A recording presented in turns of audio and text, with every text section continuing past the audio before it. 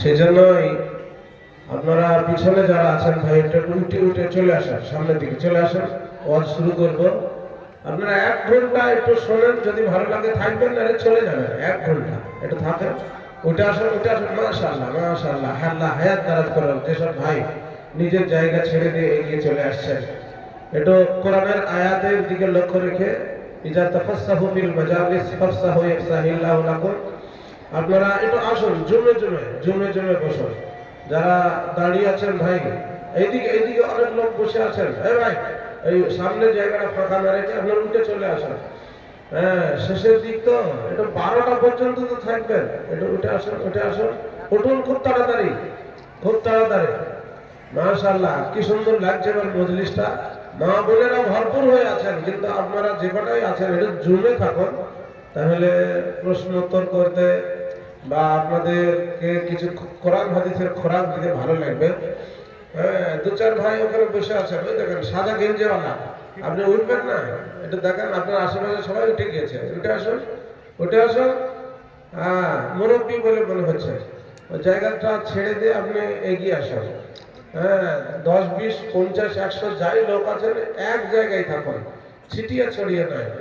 ওইদিকে গোলাপি চাদরওয়ালা মুখ ঢেকে আছেন, আপনার ওই জায়গাটা উঠুন।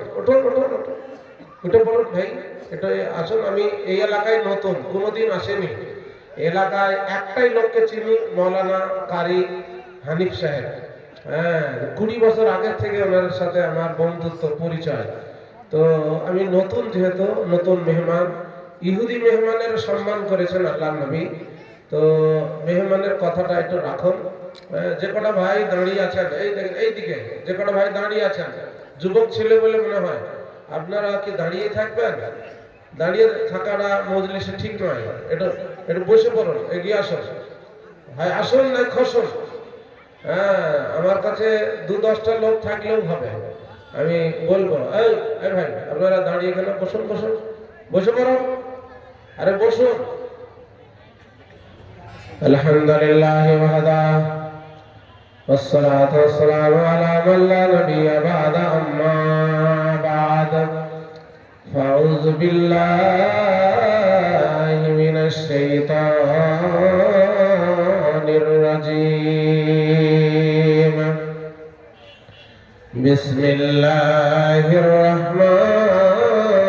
الرحمن الرحيم.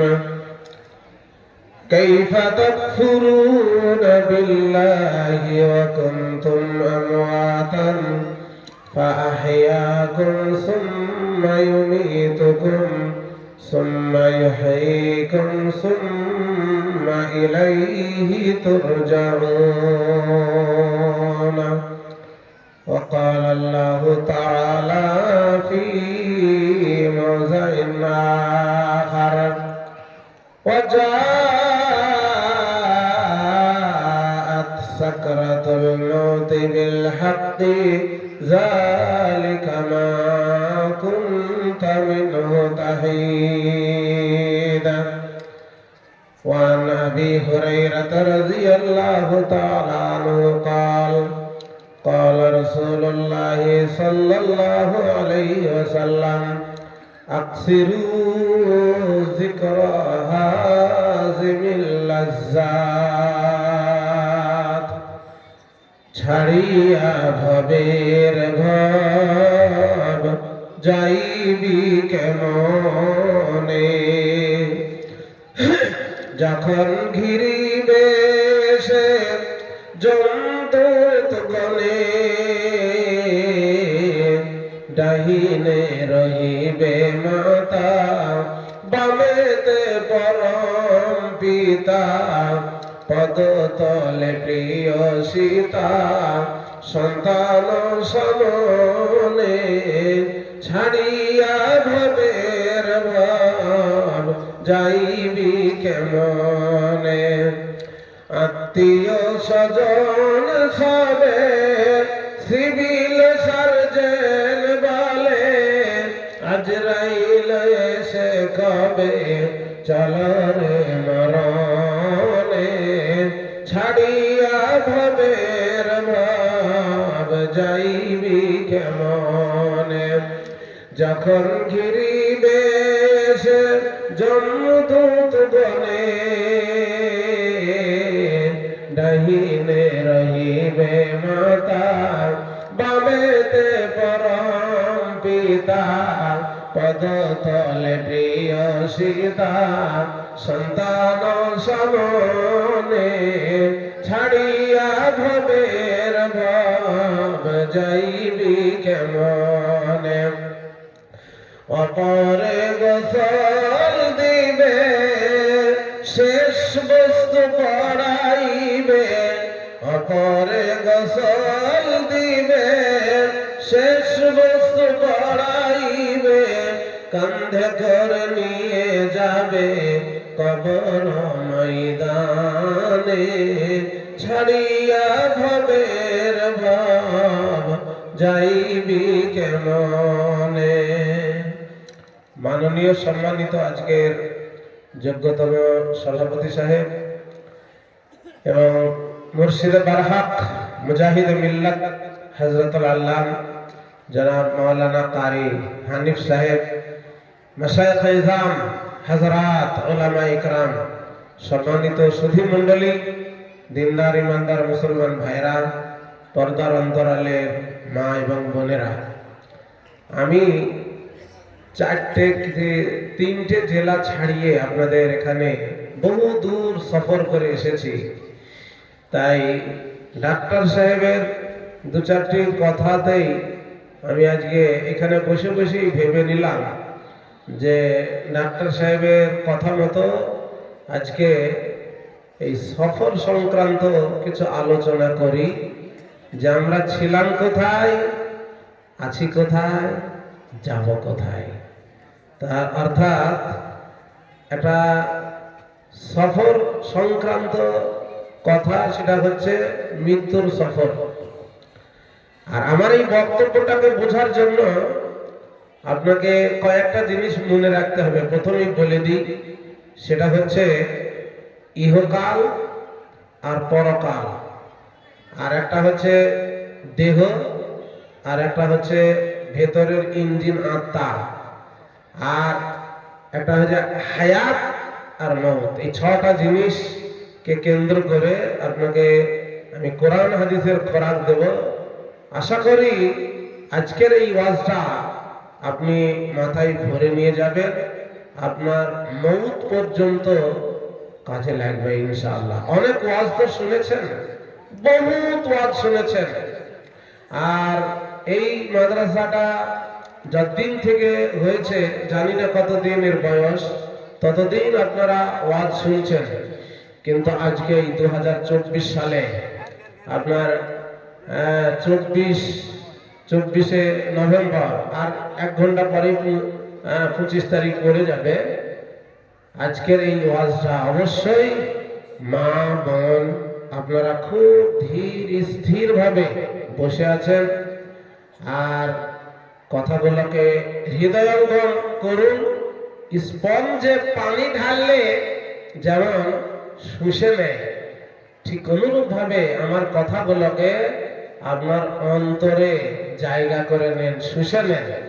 কুসর বা আখ যদি দেওয়া হয় দাঁতওয়ালা মানুষকে, যার দাঁত আছে, সে ছিলে চাপ দিলে রস বার হয়, আর যত চাপ দেবে তত রস পাবে। কোরআন আর হাদিস ঠিক ওই রকম, যত আপনি শুনবেন তত মজা লাগবে, যত গভীরে যাবেন তত তত্ত্ব পাবেন। একটা হলো এই দেহটা 3টি জায়গা সফর করে, আর ভেতরের আত্মাটা 6টা জায়গা সফর করে।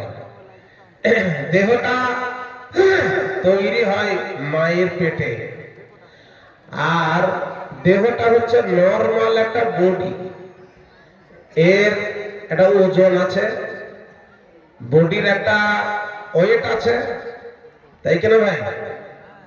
আর বডি দৃশ্যমান দেখা যায়, এবং বডির ভিতরে যে রূহটা আছে, রূহ যতক্ষণ থাকবে ততক্ষণ পর্যন্ত হার্টবিট চালু থাকবে, ততক্ষণ পর্যন্ত পালস কম্পিউটারে দেখাবে, ততক্ষণ পর্যন্ত বিপি দেখা যাবে।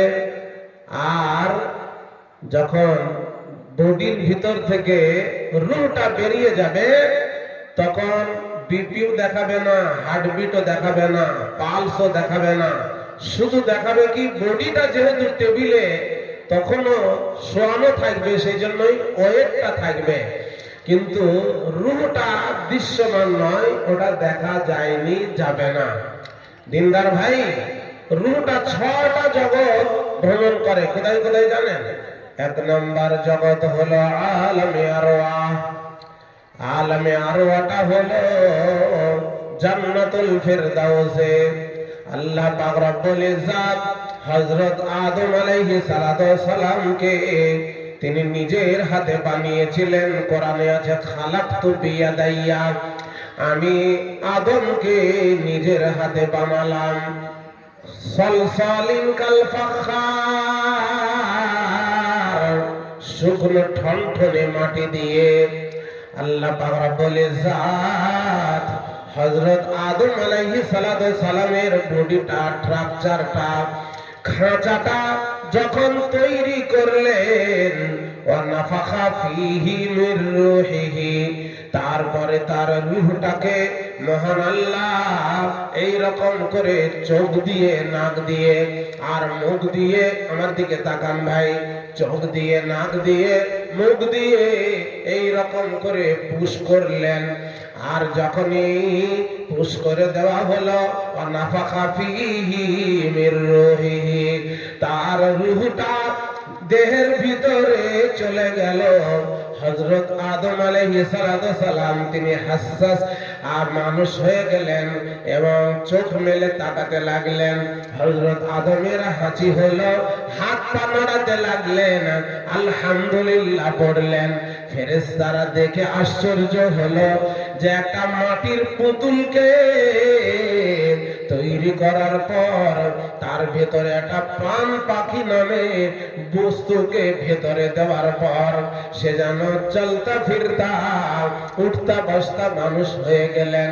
হযরত আদমের যখন কমপ্লিট মানে তৈরি হয়ে গেল, মহান আল্লাহ পাক রব্বুল ইজ্জত হযরত আদমের পিঠে একটু এই রকম করে হাত বুলিয়ে দিলেন। আর আদমের পিঠ থেকে কতগুলি ব্যাঙাচির মতো জিনিস বালুর মতো ঝুরঝুর ঝুরঝুর করে জান্নাতের মাটিতে পড়ল।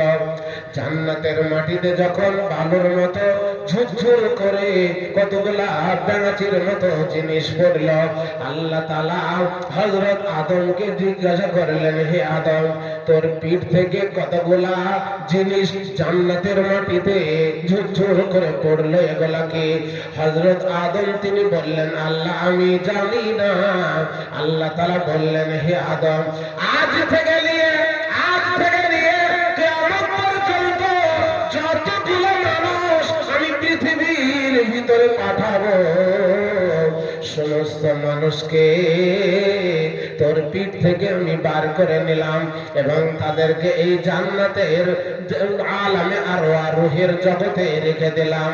একের পর এক তাদেরকে পৃথিবীর ভিতরে আমি পাঠাবো।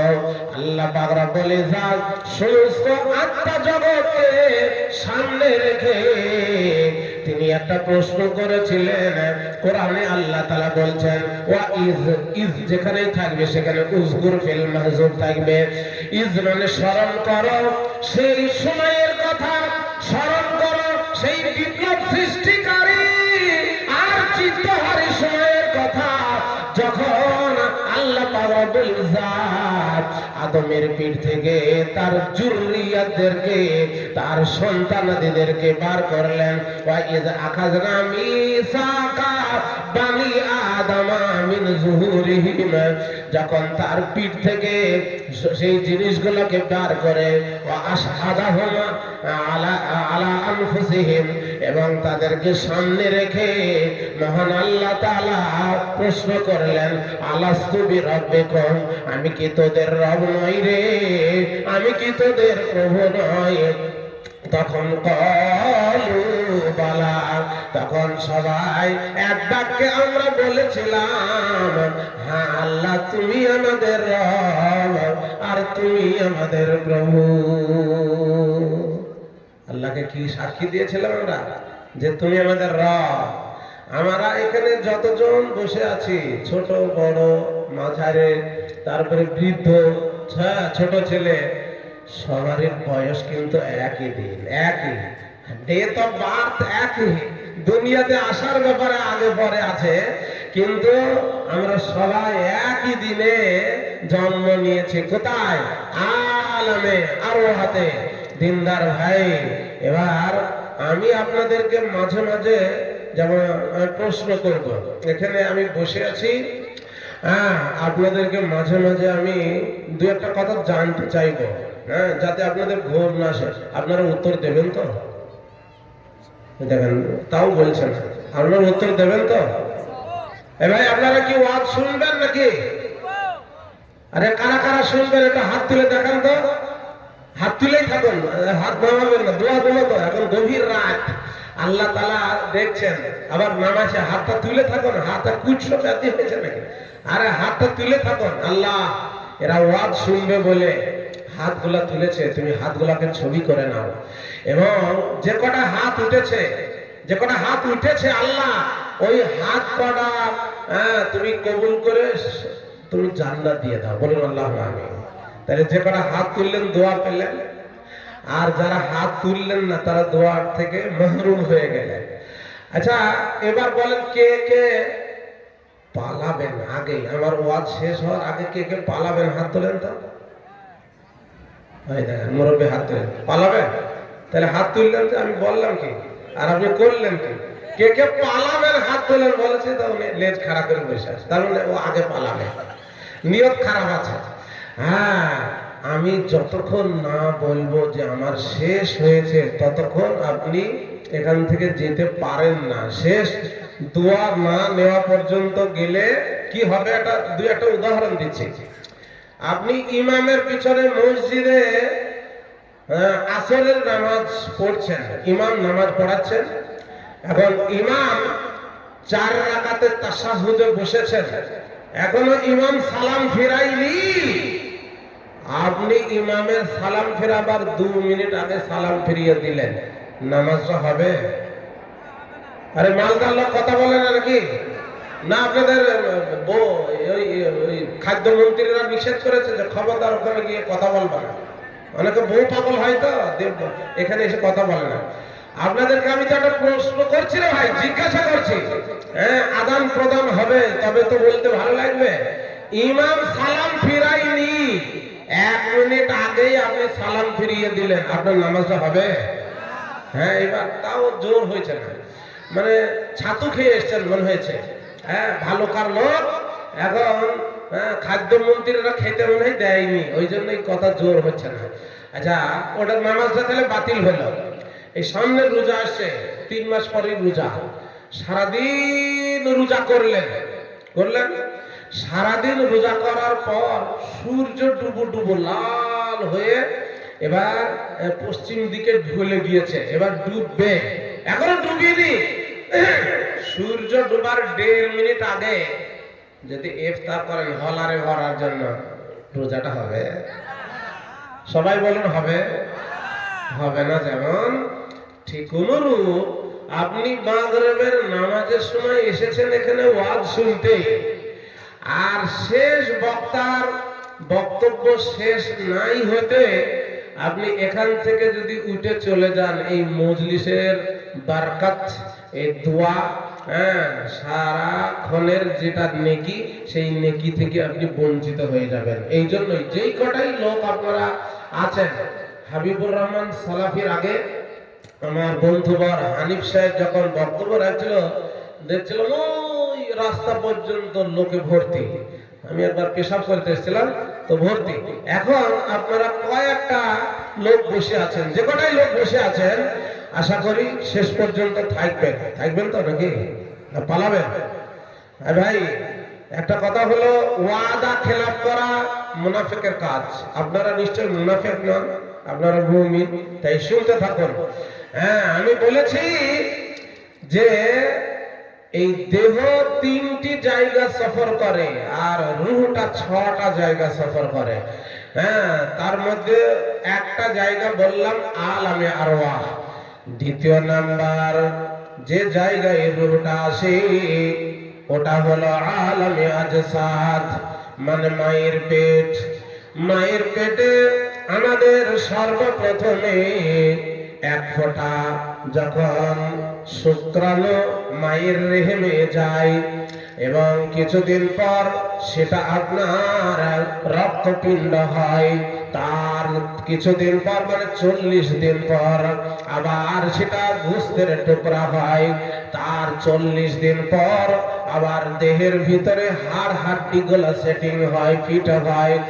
আর 43 যখন পার হয়ে যায় তখন ওই শোরুম থেকে, আকাশ থেকে আপনার রূহ নামের যে আত্মাটা, যেটা দেখা যায়নি যাবে না, সেই আত্মাটাকে ফেরেশতার মাধ্যমে আল্লাহ তাআলা তিনি নিয়ে আসেন এবং 43 পার হওয়ার পর মায়ের পেটে ওই রকম ভাবে পোষ করেন যেরকম হযরত আদমের করেছিলেন। হযরত আদমের যেমন রূহটা চোখ দিয়ে, নাক দিয়ে, মুখ দিয়ে যেমন পোষ করেছিলেন, আপনার আমার মায়ের পেটের ভিতরে 43 পার হওয়ার পর রূহটাকে ওই রকম করে যখন পুশ করে দেন তখন বাচ্চাটা টানা দেয়, হাত পা নাড়াচাড়া করে, খাবারের প্রয়োজন হয় এবং সে জিন্দা হয়ে যায়। আর রূহটা আসার আগে পেটের ভিতরে ওই দেহটা মরা পুতুল পড়েছিল। রূহটাকে যদি মহান আল্লাহ তিনি এনে না দিতে, এই পেটের ভিতরে যদি রূহটা যদি দেহের ভিতরে না দিতেন, দেহটা মায়ের পেটে গলে যেত, পচে যেত এবং মরা বডিটা দেহের ভিতর থেকে বের হতো। আমার দিনদার ভাই, সেজন্যই যখনই দেহের ভিতরে 2 in 1, তার মানে একটা জিনিসের ভিতরে 2টি জিনিস আল্লাহ যখন দিয়ে দিলেন, তখন একটা হলো গাছ আর একটা হলো ফল, একটা হলো গাছ আর একটা হলো ফল। ফলের যদি রোগ হয় তাহলে ফলে ইনজেকশন দিতে হয় না, গাছের গোড়ায় ওষুধ দিলেই ফলে যেমন পৌঁছে যায়। আবার গাছের গোড়ায় পানি দিলে ওই পানিটা আস্তে আস্তে ফলে গিয়ে পৌঁছে যায়। ঠিক অনুরূপ মায়ের পেটে যখন সন্তান রূহটা পেয়ে যায়, খাবারের দরকার হয়, ওই সন্তানটাকে আলাদা ভাবে খাবার খাওয়াতে হয় না, বরং মায়ের ঈমান সন্তানের ঈমান, মায়ের খাবার সন্তানের খাবার। আর সন্তানের যদি ব্রঙ্কাইটিস হয় কিংবা রোগ হয়, মাকে ইনজেকশন দিলে ছেলের ব্রঙ্কাইটিসটা ভালো হয়ে যায়, রোগ ভালো হয়ে যায়। সেই জন্যই খাবারের প্রয়োজন যখন হয়, মহান আল্লাহ তাআলা মায়ের পেটের ভিতরে তিলে তিলে করে স্লাইনের পানির মতো তিনি খাবারটা কিরকম ভাবে দেন। আমার রব, আপনার রব কত বড় তিনি সৃষ্টিকর্তা, একটু চিন্তা করলেই বোঝা যাবে। মায়ের নাড়ির সঙ্গে সন্তানের নাড়ির সংযোগ করে দেন, আর মায়ের নাড়ির সঙ্গে সন্তানের নাড়ির যখন সংযোগ হয়ে যায় তখন দিনদার ভাই, তখন ওই মা খাবার খায় আর নারীতে নারীতে গিয়ে সন্তানের দেহটা পুষ্ট হয়, পুতুলটা আস্তে আস্তে আস্তে আস্তে বাড়তে থাকে এবং 10 মাস 10 দিন যখন হয়ে যায় তখন ওই রূহটা তার দেহ নামের গাড়িটাকে নিয়ে ইঞ্জিনটা পৃথিবী নামের জগতে চলে আসে ভ্রমণ করার জন্য। মামার বাড়ি, খালার বাড়ি, ফুফুর বাড়ি, এখানে ওখানে, বাজারে ঘাটে, স্কুল কলেজে আর বিভিন্ন জায়গায় এই দেহটাকে নিয়ে রূহটা এখানে ওখানে চলে যায় এবং রূহটা দুনিয়াতে থাকার জায়গা হলো এই দেহটা। এই পৃথিবীর ভিতরে রূহটা এসে যদি দেহটাকে পায় তাহলে দেহের ভিতরে সে প্রবেশ করে, আর সে দুনিয়া এসে এই দেহটাকে যদি না পায় তাহলে রূহটা থাকার জায়গা পায় না। এই দেহটা মানে আছে বলে আপনার রূহটা এসে থাকার জায়গা পেয়েছে।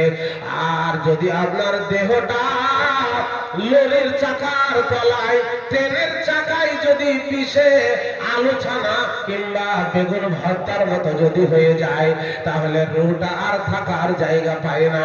আমার দিনদার ভাই, ইসলাম দরদি মা বোন, এই দেহটা হলো একটা গাড়ি, আর এই দেহটাকে পরিচালনা করে যে, তার নাম হলো আত্মা। আপনার ভেতরে আত্মাটা বা রূহটা আছে বলেই আপনি হাত পা নড়াতে পারছেন। কথা ঠিক বলছেন না ভুল বলছি? আপনার ভিতরে এই রূহটা আছে বলে আপনি চোখ মেলে তাকাতে পারছেন, আর আপনি মা বাপ বলে ডাকতে পারছেন, আর এর ভিতরে এটা আছে বলে আপনি আল্লাহর জিকির করতে পারছেন।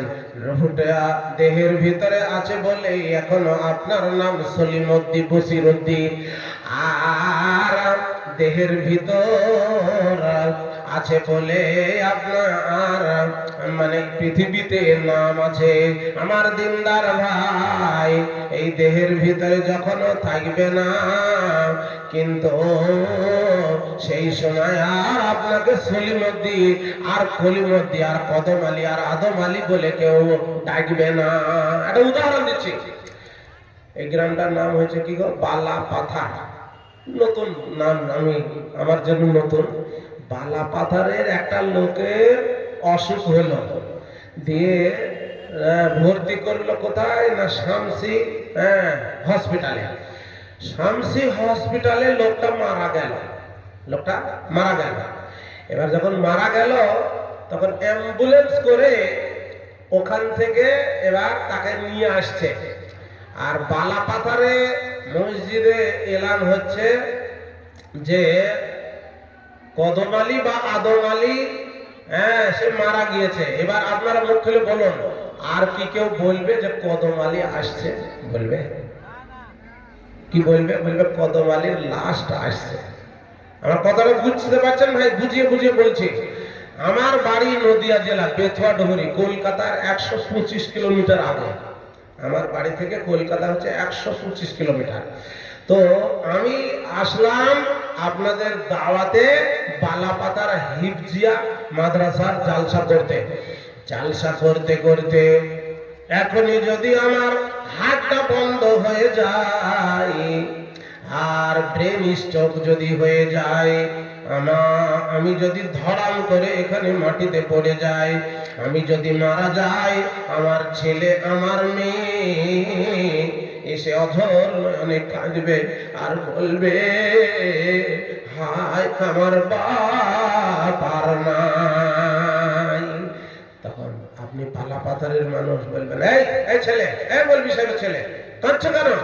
এই তো তোমার বাপ, এই তো এখনো তার লাশটা দাফন হয়নি, এই তো তোমার বাপ। আমার ছেলে আমার মেয়ে বলবে, এটা আমার বাপ, আসল বাপ নয়, আমার আসল বাপ সে চলে গেছে, এটা তো আমার বাপের বডি। দিনদার ভাই, সেজন্যই দুনিয়ার ভিতরে আসলটা হলো ইঞ্জিন মানে রূহ। ওই রূহটা যতদিন আপনার ভেতরে আছে ততদিন আপনি দুনিয়াতে চলাফেরা করবেন। আর এই দেহটাকে কন্ট্রোল করে হলো আত্মা বা বডি, আত্মা বা রূহ। আর আত্মাকে যিনি নিয়ন্ত্রণ করেন, রূহটাকে যিনি নিয়ন্ত্রণ করেন, তিনি হলেন মহান আল্লাহ পাক রব্বুল ইজ্জত। এই আত্মাটা বা রূহটা আল্লাহ তাআলা যদি নিয়ন্ত্রণ না করতেন তাহলে আজ পর্যন্ত আদমকে দেখা যেত, ফেরাউন এখনো মরতো না, আর হামান কারণ এবং নমরুদকে এখনো পর্যন্ত দেখা যেত যে ফেরাউনকে মহান আল্লাহ তাআলা নীল নদে তিনি চুবিয়ে চুবিয়ে মেরেছিলেন। আল্লাহ পাক রব্বুল ইজ্জতের নিয়ন্ত্রণে রুহটা আছে বলে ফেরাউনকে লোহিত সাগরের নোনা পানিতে তিনি চুবিয়ে চুবিয়ে মেরে তার লাশটা বহুদিন পাওয়া যায়নি। কতদিন তাফসীরে লিখছে 3116 বছর পর্যন্ত লোহিত সাগরের নোনা পানিতে ফেরাউনের লাশ ছিল। দিয়ে যখন পাওয়া গেল তার লাশ নোনা পানিতে থাকা সত্ত্বেও একটু গলেনি, পচেনি, দুর্গন্ধ হয়নি, বরং টাটকা তার লাশটা পাওয়া গেল। এখন মিশরের মিউজিয়ামে, জাদুঘরে ওর লাশটাকে রাখা আছে। কেন? আল্লাহ পাক রব্বুল ইজ্জত কোরআন মাজিদের মধ্যে বলছেন, ফালানুনাজ্জিকা বিবাদানিকা, ফেরাউন রে তোর লাশটাকে আমি পচাবো না, আমি তোর লাশটাকে কিয়ামত পর্যন্ত ওয়ালিনা জাআলাকা আয়া, আমি সারা পৃথিবীর মানুষের ইবরাতের জন্য, সারা পৃথিবীর মানুষকে দেখাবো যে খোদাদ্রোহী বেঈমান জালিম বাদশার লাশ মিস্টার ফেরাউন। সেই জন্য আল্লাহ তাআলা কোরআনে যে কথাটা বলেছেন সেটা একবারে অক্ষরে অক্ষরে প্রমাণ হচ্ছে। কিয়ামত পর্যন্ত ওর লাশ থাকবে সুখী হয়ে, এখনো আছে।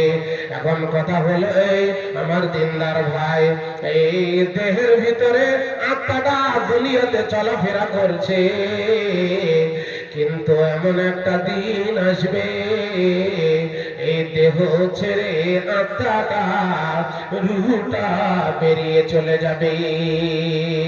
মরতে হবে কি হবে না? এবার আপনারা মরবেন না মনে হয় নাকি গো? মরতে হবে কি হবে না? আচ্ছা, কে কে মরবেন না একটু হাত তুলে দেখান তো। দুনিয়া ছেড়ে যাবেন না কে কে একটু হাত তুলেন। একটা লোক হাত তুলছে না, তার মানে সবাই মরবে, তাই তো?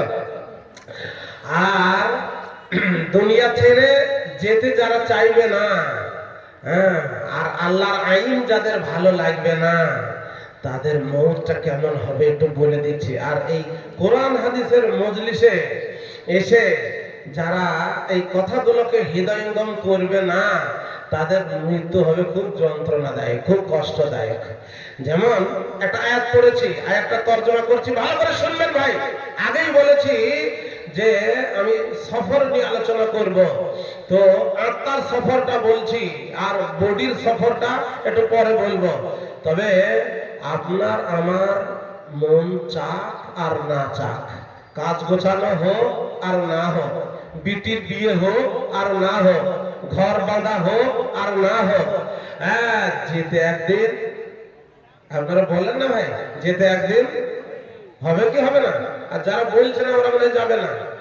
হ্যাঁ, কুখ্যাত ফেরাউনকে যেতে হয়েছে, আর কুখ্যাত নমরুদ এবং সেই মতো বিখ্যাত যারা পৃথিবীর ভিতরে আমাদের আগে অনেক মানুষ এসেছিলেন। বালাপাথার আর আশেপাশের কোনো গ্রাম আমার মুখস্থ নাই। বালাপাথারের এই গ্রামে আপনারা এখন আছেন, আপনাদের আগে প্রচুর মানুষ এসেছিলেন, তারা একে একে সকলেই চলে গেছেন। এখন আপনারা লাইন চলে গেলে আপনারা বিচলিত হবেন না ভাই, জেনারেটর চালাবেন নিশ্চয়, চুপ করে বসুন, কেউ উঠাউঠি করবেন না।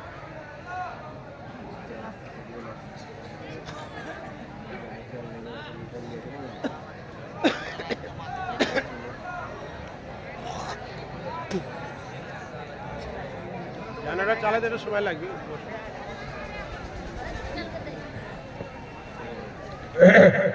তাই বলছিলাম যে আমরা এখন প্রচুর মানুষ আছি না নেই? হ্যাঁ, শুধু এইখানে নাই, সারা পশ্চিম বাংলা, সারা পৃথিবীতে, হ্যাঁ, আমরা প্রচুর মানুষ আছি। আর আমরাও একদিন একে একে চলে যাব কোথায় না, আল্লাহর কাছে গিয়ে দাঁড়াতে হবে আমাদের। আল্লাহ কোরআনে বলছেন সুম্মা তুরাদ্দুনা ইলা আলিমিল গায়বি ওয়াশ শাহাদা, যিনি মানে যিনি গায়বের খবর রাখেন, যিনি হাজিরের খবর রাখেন, তার সামনে গিয়ে আমাদের দাঁড়াতে হবে। ফায়ুনাব্বিউকুম, তারপরে তিনি আমাদেরকে ভাষ্যকারের মতো খবর দেবেন যে আমরা 20 বছর বয়সে কি করেছি, 30 বছর বয়সে আমরা কি করেছি, আমরা 45 বছর বয়সে কি করেছি, আমাদেরকে তিনি খবর দেবেন। দিনদার ভাই, ইসলাম দরদি মা বোন, আল্লাহ পাক রব্বুল ইজ্জতের 4টি চ্যালেঞ্জের কথা আপনাদেরকে আমি একটু বলছি, ভালো করে শুনুন। আর কোরআনের আয়াত দিয়ে, কোরআনের আয়াতটা পড়ে আমি আপনাদেরকে জিজ্ঞাসা করব, আপনারা উত্তর দেবেন। তাহলে জানবো আপনাদের কোরআনের উপরে অগাধ বিশ্বাস আছে। আর কোরআনের উপরে যাদের বিশ্বাস থাকবে আল্লাহ তাআলা তাদেরকে মুমিন বলেছেন। আল্লাহ তাআলার 4টে চ্যালেঞ্জ গ্রহণ করুন। হ্যাঁ, যে কটা মানুষ বসে আছেন, মা বোন আপনার কাছে, বিটি আমার, খালা ফুবু আমার, আপনাদেরকেও বলছি একটু আমার দিকে অ্যাটেনশন হন, ভালো করে শুনুন। আল্লাহ তাআলা তিনি কোরআনের একটা আয়াতে বলেছেন কুল্লু, কুল্লু মানে প্রত্যেক, নাফসিন মানে আত্মা, জায়গা মানে চাখা, আর মৌত মানে আপনার নিস্তেজ হয়ে যাওয়া, মৌত মানে মূর্ছে যাওয়া। অর্থাৎ কুল্লু নাফসিন যায়কাতুল মউত, প্রত্যেকটা মানুষকে, প্রত্যেকটা নাফসকে মৌতের স্বাদ আল্লাহ তাআলা তিনি বলছেন চাখতে হবে। আল্লাহ তাআলা তিনি চাখাবেন। সুম্মা আমাতাহু, আল্লাহ তিনি প্রত্যেককে তিনি মারবেন। এবার আপনারা মুখ খুলে বলুন, সবাই বলবেন, বলবেন কিন্তু, বলবেন তো, বলেন, সারা পৃথিবীর সমস্ত মানুষকে আল্লাহ তাআলা মারতে পারবেন কিনা? এই ছেলেটা কি সুন্দর বললো। আর আপনারা এত জ্ঞানী গুণী মানুষ, হ্যাঁ, আল্লাহর ব্যাপারে কি সন্দেহ আছে আপনাদের? আচ্ছা, তাহলে কথা বলছেন না কেন ভাই? একটু আওয়াজ দেন, তাহলে ঘুম আসবে না, শয়তান পালাবে, আর কথাগুলো খুব বেশি হৃদয়ঙ্গম হবে। আর একবার দেখছি এই বিষয়টা, আমি কোরআনের আয়াত দিয়ে বলছি তো। হ্যাঁ, সুম্মা আমাতাহু ফাআকবারাহু, আল্লাহ তাআলা তিনি বলছেন যে আমি প্রত্যেককে মারবো। তো আপনারা মুখ খুলে সবাই বলুন, আল্লাহ তাআলা সারা পৃথিবীর সমস্ত জাতি, সমস্ত মানুষ, সমস্ত জীবজন্তুকে মারতে পারবে কিনা? পারবেন। কিন্তু আর একটা কথা, চ্যালেঞ্জ আল্লাহ তাআলা দিয়েছেন, সেটা হলো এই বিশ্বের মানুষরে, তোর মরার সময়টাকে আমি ঠিক করে রেখেছি। কোন সময়ে তুই মরবি? রাত্রি 12টায় মরবি না দিন 12টায় মরবি? বৈকাল 5টায় মরবি না তো রাত্রি 8টায় মরবি? আল্লাহ তাআলা বলছেন ইজা জা আজালুহুম, যখন কাউরির আজাল এসে যাবে, আজাল মানে মৃত্যুর সময় এসে যাবে, লা ইস্তাখিরুনা সাআতাও ওয়ালা ইস্তাকদিমুনা, তার এক মুহূর্ত আগেও হবে না, এক মুহূর্ত পরেও হবে না। যার যখন সময় এসে যাবে তাকে সেই সময়ে আমি মৃত্যুর স্বাদ চাখাবো। এবার আপনারা বলুন, আল্লাহ তাআলা ঠিক টাইমে যার যখন লিখে রেখেছেন মৃত্যুর সময়, সেই টাইমে তাকে নিতে পারবেন কিনা? পারবেন। এবার আল্লাহ তাআলা অন্য একটা আয়াতে বলেছেন তোর সময়টাকে যেমন আমি ঠিক করে রেখেছি রে বান্দা, তুই কোন জায়গায় মরবি, কুরসন সরজমিনে মরবি। আমা তাদরি নাফসুন বিআইয়ি আরদিন তামুত, কোন জায়গায় মরবি জায়গাটাকে আমি ঠিক করে রেখেছি। তুই তোর বাড়ির বিছানায় মরবি, না তো এ শামসি হসপিটালে মরবি, না তুই নীলরতনে মরবি, না তুই গাজলের হাই রোডে মরবি, না তুই কাটিহারে গিয়ে মরবি, না কোন জায়গায় তুই মরবি, সে জায়গাটাকেও আমি ঠিক করে রেখে দিয়েছি। যার যখন যেখানে মৃত্যুর জায়গা লিখে রেখেছে, তাকে তখন সেইখানে পৌঁছাবার দায়িত্ব আল্লাহ বলছেন আমার। এবার আপনারা মুখ খুলে বলুন, সারা পৃথিবীর সমস্ত মানুষের মানে মৃত্যুর সময় এবং জায়গাটা যেখানে ঠিক করে রেখেছেন, সেইখানে আল্লাহ তাআলা তাকে পৌঁছাতে পারবেন কি না? পারবেন। কেন? কেন? যার যেখানে মওত আছে, মৃত্যু আছে, আর এই দেহ থেকে রূহটাকে আল্লাহ বের করবেন ফেরেশতা দিয়ে। একটা ফেরেশতাকে তিনি নির্ধারিত করে রেখেছেন। আল্লাহর কসম, মা বোনে, খালা ফুফু, আমার ভাইরা, একদিন একটা ফেরেশতার সঙ্গে আপনার সাক্ষাৎ হয়ে যাবে। ওই ফেরেশতা একদিন এসে আপনার বুকের উপরে বসবে এবং সে আপনার চোখ নেবে না, কান নেবে না, আপনার কলিজা ফেফসাকে সে বার করবে না, আপনার হাড় নেবে না, আপনার দেহের কোনো অঙ্গকে সে নেবে না। কারণ ওই ফেরেশতাটার সম্পর্ক তার দেহের সঙ্গে নয়, এবং আল্লাহ পাক রব্বুল ইজ্জতের সম্পর্ক এই দেহের সঙ্গে নয়। ফেরেশতার সম্পর্ক রূহের সঙ্গে, আত্মার সঙ্গে। আর ফেরেশতাকে কোনোদিন দেখা যায় না, যাবে না। আত্মাকে কোনোদিন দেখা যায়নিও, যাবে না।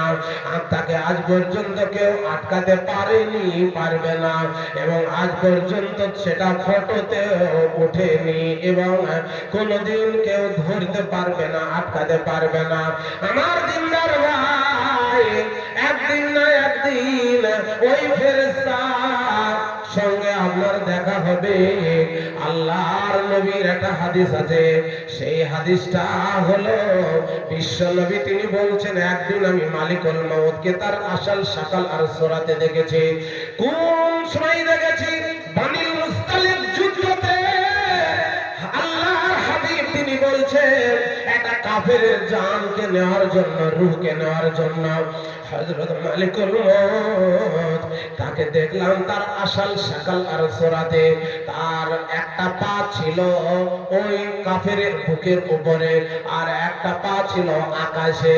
আমি লক্ষ্য করলাম ওই কাফেরের বুকের উপরে এসে সে তার জানটাকে কঠিন যন্ত্রণার সাথে বের করল, এবং তার কঠিন কষ্ট হলো, এবং কঠিন ভাবে টেনে টেনে হিচড়ে হিচড়ে বার করল।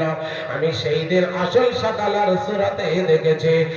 আর আপনার বুকের উপরে একদিন সে বলবে, কিন্তু সারা পৃথিবীর ভিতরে একজন লোকের বুকের উপরে বসেনি, তিনি হলেন আর কেউ নন, তিনি হলেন দুজাহানের নবী, বিশ্ব নবী, নবী কুল শিরোমণি জনাবে মুহাম্মদ রাসূলুল্লাহ সাল্লাল্লাহু আলাইহি ওয়াসাল্লাম।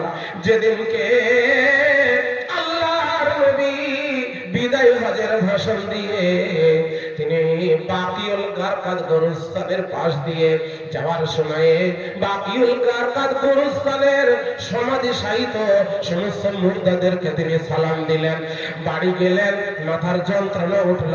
বিশ্ব নবী হযরত আয়েশাকে বললেন, আয়েশা আমার মাথার যন্ত্রণা উঠেছে। এদিকে মা আয়েশা মাথা ধরে বসে আছে। আল্লাহর নবী আয়েশাকে বলছেন, আয়েশা আমার মাথা গেল, আমার মাথা গেল। মা আয়েশা এত ভালোবাসতেন আল্লাহর নবীকে, হযরত আয়েশার মাথা যন্ত্রণা শুরু হয়ে গেল। আল্লাহর নবীকে তখন আয়েশা বলছেন, হুজুর আমারও মাথার যন্ত্রণা শুরু হয়েছে। এরপর বিশ্ব নবী 3 দিন তিনি অসুস্থ হলেন, এবং আস্তে আস্তে দিন যত যায় তত অবনতি হয়। পরিশেষে হযরত জিবরিল আমিন পরপর 3 দিন আল্লাহর নবীর সঙ্গে দেখা করতে আসেন। প্রথম দিন এসে হযরত জিবরিল আমিন সালাম দিয়ে বলছেন, আদখুলু ইয়া রাসূলুল্লাহ, আমি কি আপনার কাছে প্রবেশ করব নাকি? আল্লাহর নবী পারমিশন দিলেন। হযরত জিবরিল আমিন বিশ্ব নবীর ঘরের ভিতরে তিনি গেলেন। খানিক গল্প হলো। দ্বিতীয় দিন ওই একই কথা হলো। তৃতীয় দিন হযরত জিবরিল আমিন তিনি ঢোকার সময় বলছেন, ইয়া রাসূলুল্লাহ, আজকের দিন কারণ আজকের দিনের পরে আর কোনো দিন আপনার কাছে আমি আসবো না। কারণ আজকে আমি একা আসিনি, আমার সঙ্গে আরো একজন এসেছেন, তিনি হলেন মালিকুল মউত। তিনি বাইরে দাঁড়িয়ে আছেন, আপনার পারমিশন না পেলে সে ভেতরে প্রবেশ করতে পারছে না। দয়া করে আপনি যদি পারমিশন দেন তাহলে সে আসবে। হযরত মালিকুল মউত তিনি বলতে লাগলেন, ইয়া রাসূলুল্লাহ, ইয়া হাবিবাল্লাহ, আল্লাহ তাআলা তিনি আমাকে সুপ্রিম পাওয়ার দিয়েছেন, পৃথিবীর যে কাউরির ঘরে আমি যে কোনো মুহূর্তে প্রবেশ করতে পারবো। কিন্তু যেহেতু আপনি দয়ার নবী, আপনি নবীদের নবী, সারা জাহানের ভিতরে আগে পরে যত মানুষ এসেছেন সমস্ত মানুষের থেকে শ্রেষ্ঠ মানুষ, আপনার একটাও গুনাহ নাই। আর বিশ্ব নবী জীবনে কোনোদিন মিথ্যা কথা বলেননি। বলেছেন? আপনারা কি বলছেন? যারা পিছনে বলছে না ওরা তাহলে মনে মনে করছে নবীজি মিথ্যা কথা বলে গিয়েছেন। আচ্ছা বলেন না ভাই জোরে, আল্লাহ নবী কি কোনোদিন ধোঁকা দিয়েছেন কাউকে? ধোঁকা দেননি। বিশ্ব নবী কাউরির সাথে প্রতারণা করেননি। যিনি জীবনেও মিথ্যা কথা বললেন না, প্রতারণা করলেন না, যিনি জীবনেও কাউকে ধোঁকা দিলেন না, যার আগের গুনাহ মাফ, পরের গুনাহ মাফ, যাকে কেন্দ্র করে আল্লাহ গোটা কোরআন নাযিল করেছেন, সেই মহানবী বিশ্ব নবীর কাছে যেদিন মালিকুল মউত আসলেন, তখন নবীজিকে বলছেন, ইয়া রাসূলুল্লাহ, আল্লাহু ইয়াকরিয়াকাস সালাম, আপনাকে আল্লাহ সালাম জানিয়েছেন আর বলেছেন আমার নবীর কাছে যাবে, সে যদি আমার সান্নিধ্যে আসতে চায়, আমার কাছে আসতে চায়, তাহলে তাকে আনবে। আর সে যদি বলে আমি কিয়ামত পর্যন্ত উম্মতের সাথে থাকতে চাই, তাহলে তুমি তাকে রেখে আসবে। আল্লাহর নবীকে যখন এই ইখতিয়ার দেওয়া হলো, বিশ্ব নবী জনাবে মুহাম্মদ রাসূলুল্লাহ সাল্লাল্লাহু আলাইহি সাল্লাম তিনি বললেন আমার রবের সঙ্গে আমি মিলিত হতে চাই। তখন হযরত মালিকুল মউত তিনি বললেন এবার তাহলে তা আপনি রেডি হয়ে যান। বিশ্ব নবী তখন দুনিয়া ছাড়বেন বলে মায়ের নজরে মা আয়েশার দিকে, তার নিজের স্ত্রী আমাদের মা উম্মাহাতুল মুমিনিন আয়েশার দিকে মায়ার নজরে অনেকক্ষণ থাকিলেন। আল্লাহর নবী হযরত আয়েশাকে খুবই ভালোবাসতেন আর সে শরীয়তের জ্ঞান খুব বেশি রাখতো। আমি এই মাদ্রাসায় এসে আমার হানিফ ভাই তিনি এই মাদ্রাসা হয়তো দেখাশোনা করেন, তিনি কমিটির ভিতরে আছেন। এই মাদ্রাসায় এসে দেখলাম মেয়েরা পর্যন্ত এসে এখানে শরীয়তের শিক্ষা নিচ্ছে। আল্লাহর নবী নিজের বিটি ফাতেমাকেও তিনি শরীয়তের শিক্ষা দিয়েছেন। হযরত আয়েশা সিদ্দিকা রাদিয়াল্লাহু তাআলা আনহা তিনি মুফতি ছিলেন। আর হযরত আয়েশাকে তাই বিশ্ব নবী তিনি খুবই ভালোবাসতেন আর আয়েশার দিকে মায়ার নজরে অনেকক্ষণ তাকিয়ে থাকলেন। এরপরে হযরত ফাতেমার দিকে অনেকক্ষণ মায়ার নজরে তাকালেন। একবার জিবরিলের দিকে তাকালেন, একবার মালিকুল মউতের দিকে তাকাচ্ছেন। এইরকম ভাবে যখন মায়ার নজরে চতুর্দিকে তাকাতে লাগলেন, হযরত জিবরিল আমিন তিনি বুঝতে পারলেন আল্লাহর নবী দুনিয়া ছাড়বেন বলে একবার করে সকলকে দেখে নিচ্ছেন। তাই আল্লাহর নবীকে হযরত জিবরিল আমিন তিনি বলছেন, ইয়া রাসূলুল্লাহ, ইয়া হাবিবাল্লাহ, আপনার আল্লাহ আপনার বন্ধু আপনার অপেক্ষা করছেন, আপনি তাড়াতাড়ি রেডি হয়ে যান। বিশ্ব নবী সেই সময়ে নিজের আঙ্গুলটাকে ডান হাতটাকে উপরের দিকে তুললেন আর নিজের জন্য কিছু দোয়া চেয়ে নিলেন। যে দোয়াটা তিনি চেয়েছিলেন হাদিস শরীফে সোনার অক্ষরে লেখা আছে। আল্লাহর নবী তিনি বললেন, আল্লাহুম্মা গফিরলি ওয়ারহামনি ওয়া আলহিকনি বিসসালিহিন। হে আল্লাহ তুমি আমার উপরে রহম করো, আমার উপরে দয়া করো আর আমার গুনাহগুলোকে maaf করে দাও আর আমার বন্ধুর সঙ্গে তুমি মিলিয়ে দাও। বিশ্ব নবী সেখানে আরো কয়েকটা কথা বলেছিলেন, আসসালাত আসসালাত ওয়া মা মালাকাত আইমানুকুম।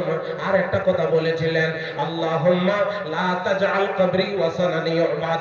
আল্লাহ আমার কবরটা যেন লোকেরা ইবাদতগাহ যেন বানিয়ে না নেয়, যেমন ইহুদি নাসারারা বানিয়েছে। এরপরে বিশ্ব নবী তিনি নিজের জবান মুবারক দিয়ে জীবনের শেষ বাক্য যেটা বার করেছিলেন সেটা হলো আল্লাহুম্মা রাফিকিল আলা, আল্লাহুম্মা রাফিকিল আলা। এই শব্দ বলতে বলতে বলতে আল্লাহর হাবিবের হাতটা নিচে নেমে পড়লো, শরীরটা শিথিল হয়ে গেল। এরপরে তিনি এমন জায়গায় চলে গেলেন যে আর কোনোদিন আপনার আমার কাছে তিনি ফিরে আসবেন না।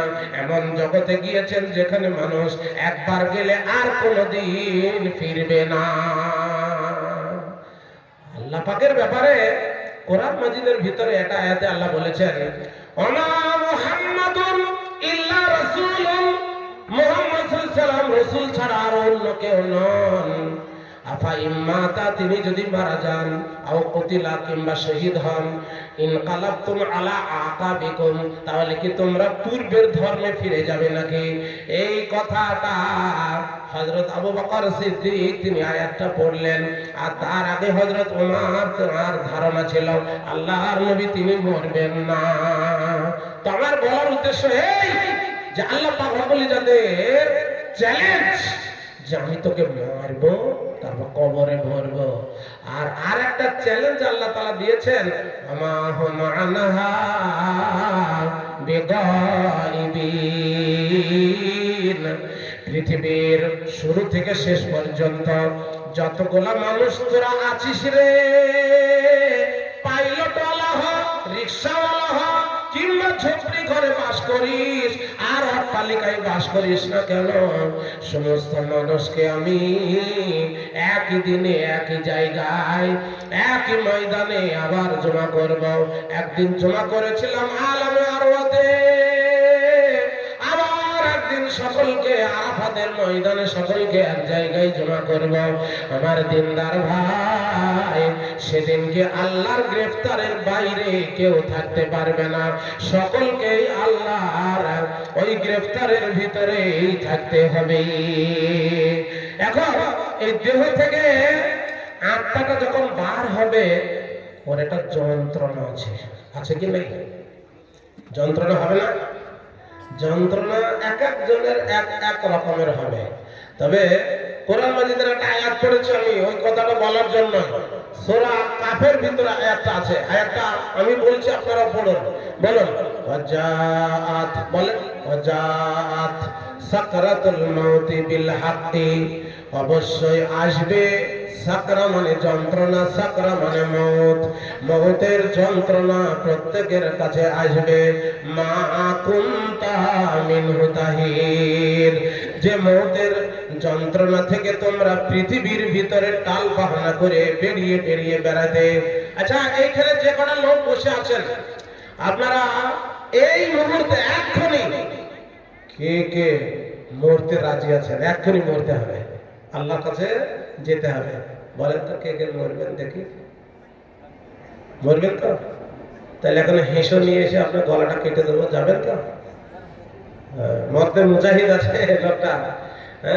আমল যার ঠিক থাকবে, আমল যার গুছানো থাকবে, গাঠরি, আমলের গাঠরি যার সলিড থাকবে, সে যেতে চাইবে। আর যার আমল খারাপ থাকবে, সে আল্লাহর কাছে যেতে চাইবে না। কিন্তু বন্ধু, যারা আল্লাহর মুলাকাতকে ভালোবাসে, আল্লাহ তার মুলাকাতকে ভালোবাসবে। যেমন ওই চক্রা বকরা, ওই মানে চাদরওয়ালা ভাই, তিনি হাত তুললেন আমি এক্ষুনি আল্লাহর কাছে যাব, তার মানে আল্লাহর কাছে যেতে উনি প্রস্তুত আছেন। তো আল্লাহ তাআলা ওনাকে ভালোবাসবেন। আমার দিনদার ভাই, ও যারা এরকম মনোভাব নিয়ে থাকবে, তাদের মউত হবে খুবই সহজ।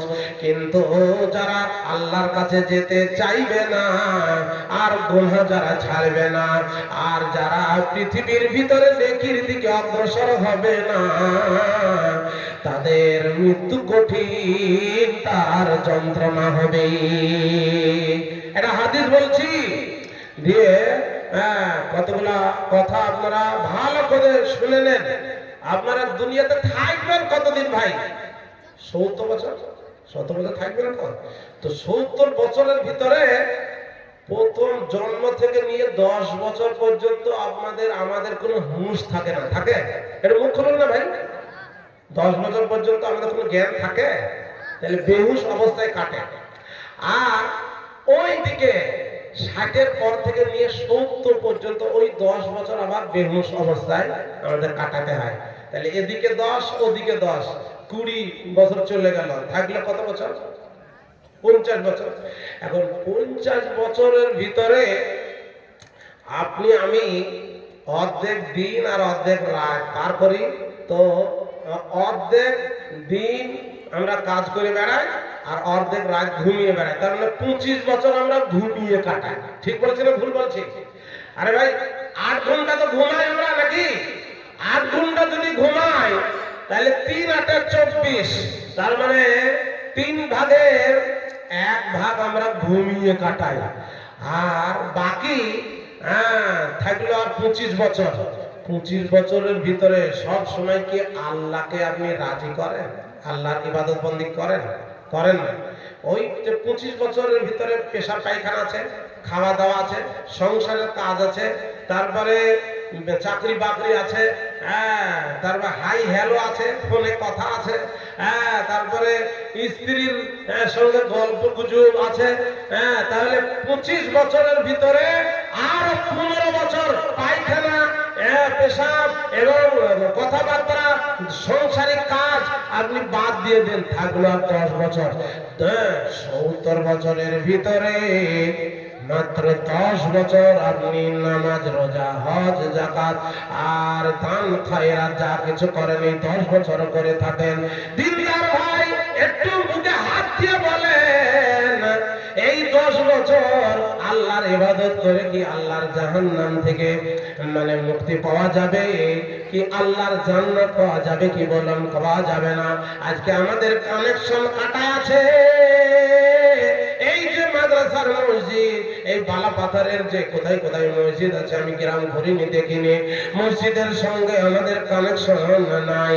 আমাদের কানেকশন নাই বলে আজকে ফিলিস্তিনে মুসলমানদের উপরে মার চলছে, আর কাশ্মীরে মুসলমানেরা অশান্তিতে বাস করছে, ভারতের মুসলমানরা নিরাপদ নয়।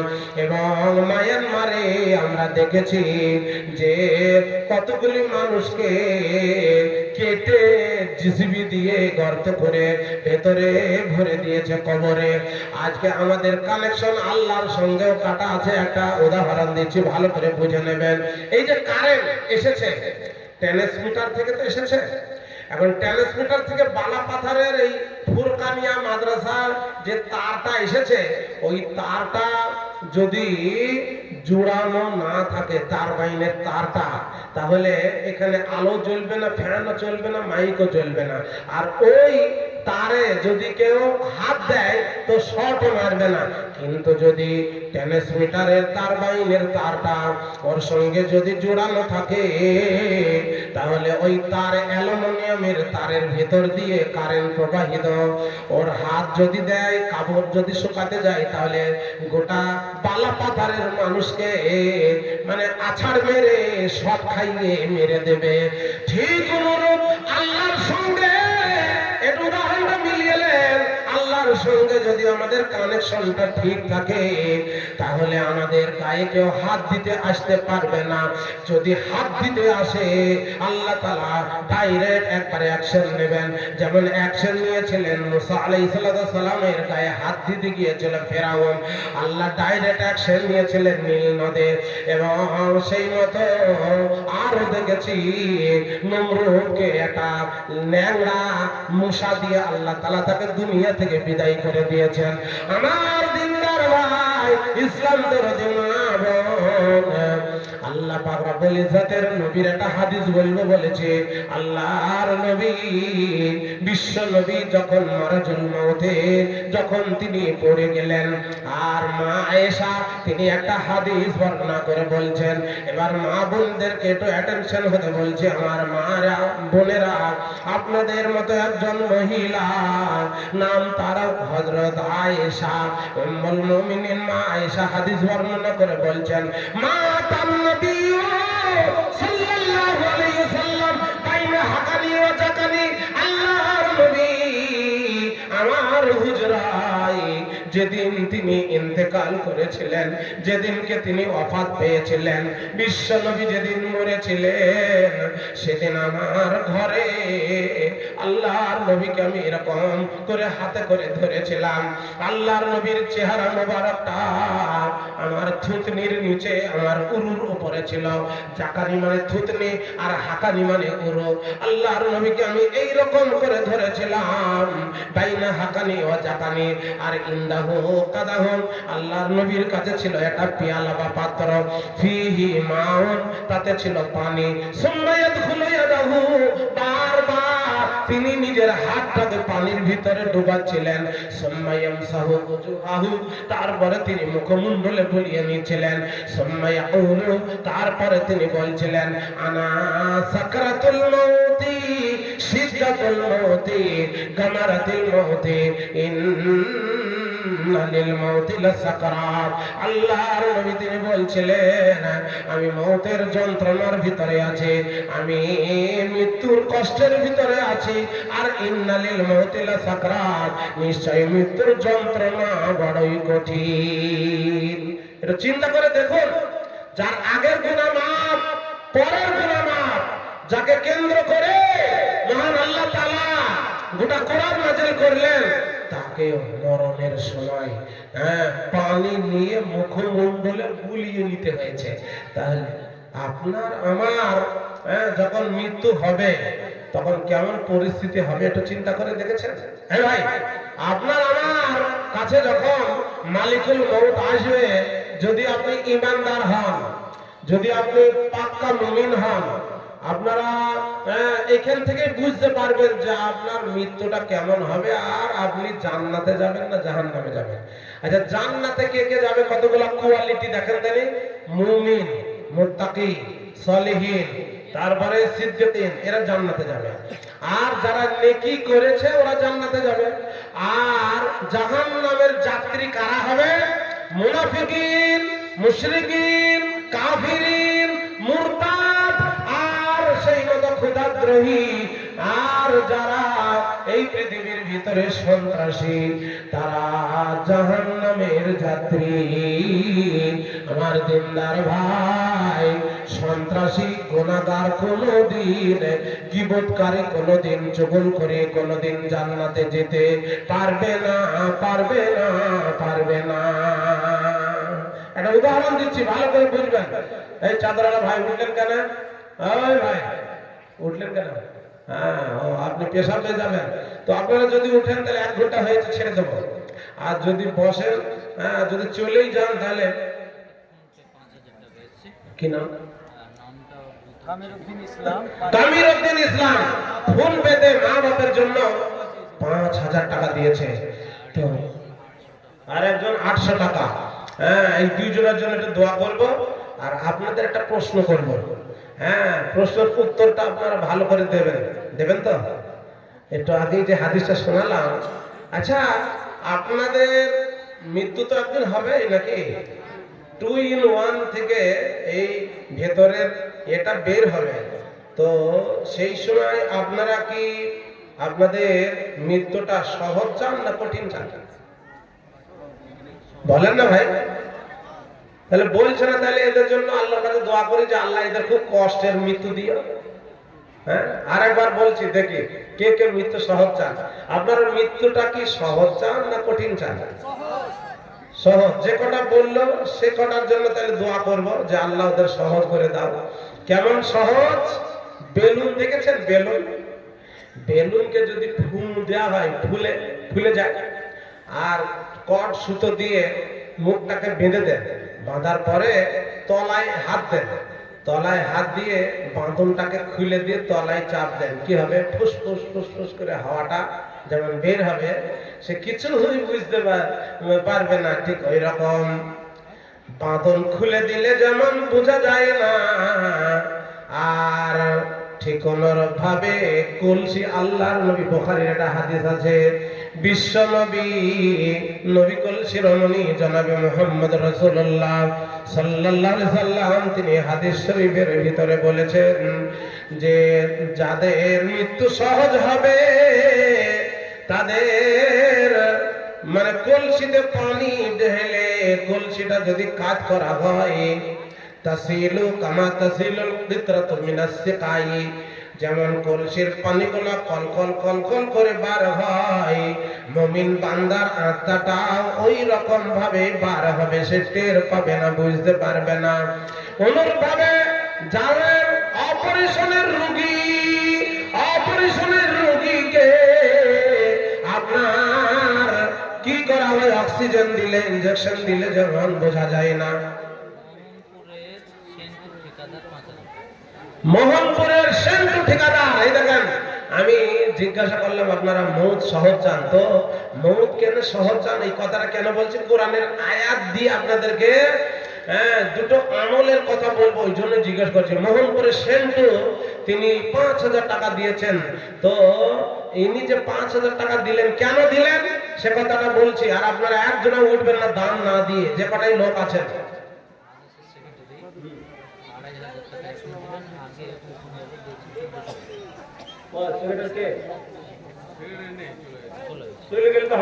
আমার কাছে দেখা করতে হবে, কারণ অপারেশন করবো আমি, তো আপনারা অপারেশন করলে আপনাদের ছুরি ভালো না, আমার ছুরিটা বেশ ধারালো। তো সেক্রেটারি সাহেব, যার বিয়ে তার খোঁজ নেই, পাড়া পড়শির ঘুম নেই, আপনি সেক্রেটারি শেষ পর্যন্ত আমার পাশে বসবেন, কাছে থাকবেন, আপনি আমার ভাই, আপনাকে দিয়ে আমি একটু ইয়ে করবো, তো আপনি 2,500 টাকা দিয়ে মাদ্রাসা চলবে? 1400 দিয়ে কত হলো? 2,500 আর 1400 কত হলো? কত হলো বলেন না আপনারা, আমরা হিসাবে একটু গন্ডগোল। 100 কম 4,000, তো আপনাকে 5,000 দিতে হবে, আর 1100 দিতে হবে। সেক্রেটারি সাহেব তাড়াতাড়ি পাঠান। আর আপনাদেরকে কেন কেন আমি বলছি মৃত্যুটাকে সহজ, যখন মানুষ মৃত্যুর কাছাকাছি পৌঁছে যায় তখন মানুষ দান করতে চায়। কোরআনের আয়াত আছে, আল্লাহ তাআলা বলেন, লাউলা আখারতানি ইলা আজালিন করিব, যখন কোন মানুষের জাকাতদানি শুরু হওয়ার সময় হয় তখন সে আল্লাহকে বলে, আল্লাহ যদি আর একটু বাঁচিয়ে রাখো তাহলে আমি 2টি কাজ করব, আমি সাদকা করব, ওয়া আকুম মিনাস সালিহিন, আর আমি এবার নেককার হব, ঈমানদার হব, সালিহিন হব। কিন্তু আল্লাহ তাআলা ওই সময় আর তাকে সুযোগ দেন না, সময় দেন না। ভাইরে, বন্ধুরে, এখন আপনি জীবিত আছেন, এখন যদি এই মাদ্রাসা ফুরকানিয়ায় যদি দান করেন তাহলে আর মৃত্যুর সময়ে সুযোগ নিতে হবে না। তাই যতজন মানুষ এখানে বসে আছেন উঠে আসুন এবং নিজের দানটা আমার হাতে দেবেন, তাহলে কি হবে, আপনার মৃত্যুটাকে আল্লাহ তাআলা তিনি সহজ করবেন। সেই সময়ে আল্লাহর নবী হযরত বেলালকে যেমন বলেছিলেন, বেলাল তুমি মদিনার আনসার মুহাজিরদেরকে একটু খবর দিয়ে দাও। দাদু হলো আমার, সামনে বয়স্ক দেখতে পাচ্ছেন, 1,000 টাকা মাদ্রাসায় দান করে। তো ওনাকে একটু উঠে আসতে হবে না, একটু মুসাফা করবো না? মুরব্বি, একটু মুসাফা করে আসেন, আপনাকে দিয়ে প্রথম শুরু করি, বিসমিল্লাহ করি। আর আপনারা এই দাদুর মতো টাকাটা কাল নেবেন নাকি? দিয়ে দেবেন তো? যেন আবার ফাঁকি মাকি দিয়ে না। 1,000 টাকা করে দেবেন। আপনারা 20 জন উঠে আসুন তো, 1,000 করে টাকা আল্লাহর রাস্তায় দেবেন। আর এই 5,000 করে যারা দিয়েছেন এনাদের জন্য একটু আমি দোয়া করব। কিন্তু আপনারা যে কটা বসে আছেন, আপনারা একটু উঠে আসুন তো দেখি, 1,000, 2,000, 5,000 করে কারা কারা দেবেন খুব তাড়াতাড়ি। এই আদায়টা করতে হতো যখন জনাব শেখ ছিলেন জালালপুরি, তখন সেই টাইমে যদি আমি সময় পেতাম তাহলে অবশ্যই আপনাদের ঝুলা ভর্তি করে দিতাম, কিন্তু সে সময় আমাকে দেওয়া হয়নি। শেষের বেলায় লক্ষ টাকা আটকাবো না আদায় করবো। তো যাই হোক, এখন এক মুরব্বী উঠে এসে 1,000 টাকা দিলেন, আর মা বোনেদের কাছে আমি 50 জনের কাছে 2,000, 1,000 করে টাকা চাচ্ছি। একটু তাড়াতাড়ি আসুন, একটু দোয়া করি। আলহামদুলিল্লাহি রাব্বিল আলামিন ওয়া আকিবাতুল মুত্তাকিন ওয়াসসালাতু ওয়াসসালামু আলা মুহাম্মাদিন খাতামুন নবিয়্যিন। তোমার মহিমা আল্লাহকে বুঝিতে পারে, নেককার 2জন বান্দা ছিল কোন ঝোপঝাড়ে, 2জন বান্দা দূরেতে থাকিয়া 5,000 টাকা দিল, ছিল ভালোবাসা। সেই মতো সেক্রেটারি সাহেব এই দূরেতে থাকিয়া আচ্ছা, তা আর 500 1000 বলেছে যে না 500 হবে না।